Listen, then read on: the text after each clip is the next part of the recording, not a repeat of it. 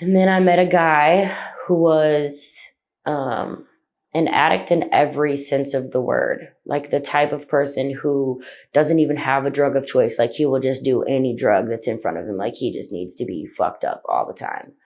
Um, and he had been doing heroin. And it's crazy because I remember feeling so disgusted by needles. And like my sister one time, she was like, Sarah, the family's starting to hear some stuff about you. Like we're hearing some rumors, like people are saying that you're doing heroin. And I was like, ew, what the fuck? I mean, I'm doing some stuff, but I'm not doing boy. Like I'll never do that. That's disgusting. You're tripping. We always draw lines in the stand, like boundaries that we swear we're gonna keep. But when you're living that lifestyle, like you almost always cross them eventually. And I was just so in love with this man. And when we would do uppers, like he didn't really want to be around me. He didn't want nothing to do with me. But when he would do heroin, he just was so lovey and just like nodding out all the time and just wanted to be around me and hold me and all of that. So um I snorted a line of heroin one time, and what's crazy is I didn't even like it. I threw up for like 5 hours. I don't even know why I would ever do it again. And I didn't like downers.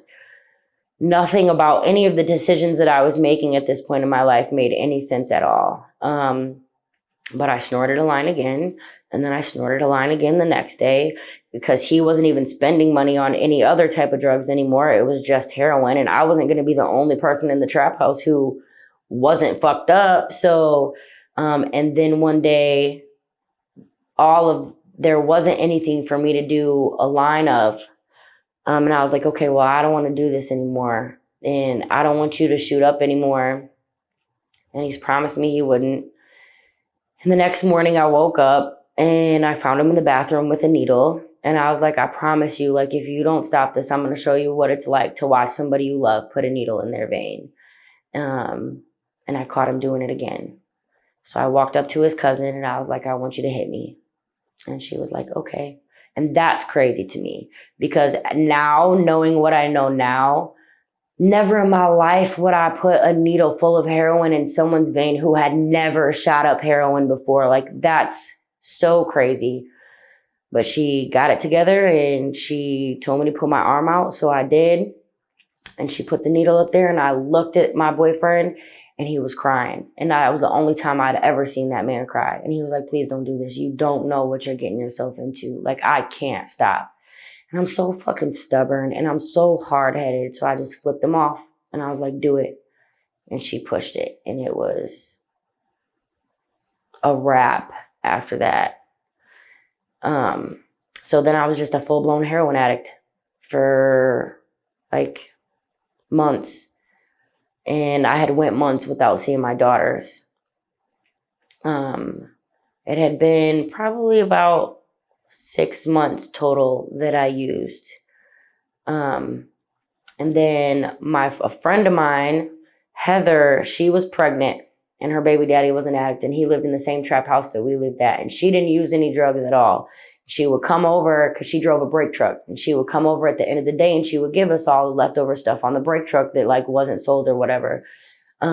What kind of truck was it? A brake truck, like it's like a food truck. So she goes, drives to like factories and stuff and people can buy like food and stuff off of it. You said brake, like the money Oh, truck. yeah. Wait, what? You give me money. No, we'd have been set then.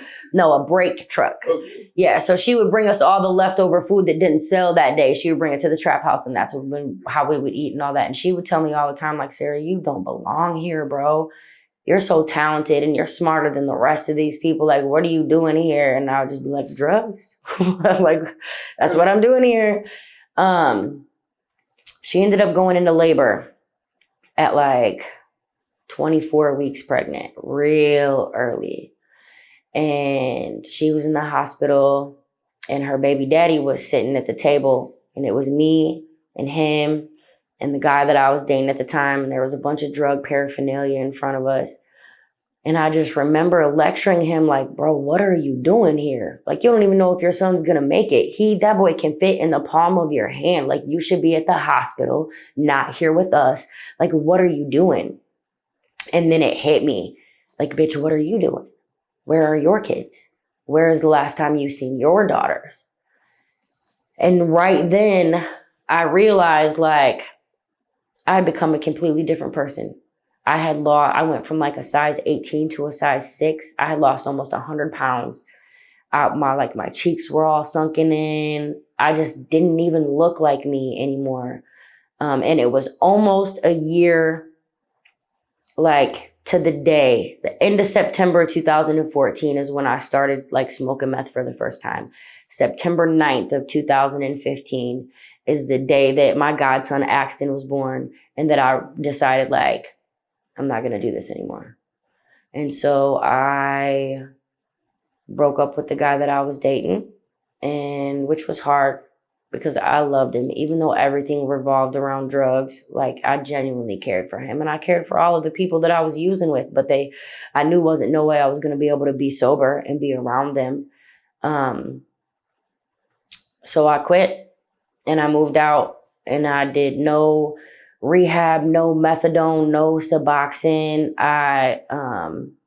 I admitted to the people that I was around who were actually healthy, like 574 Dream Team, you know, like Benji Hardaway and stuff like that. It was them actually, like, I came to them and I was like, listen, so I know I've been telling y'all, like, I'm just like popping pills every now and then and this, that, and the third. But in reality, like, I've been doing heroin. I'm a junkie and I don't want to be anymore.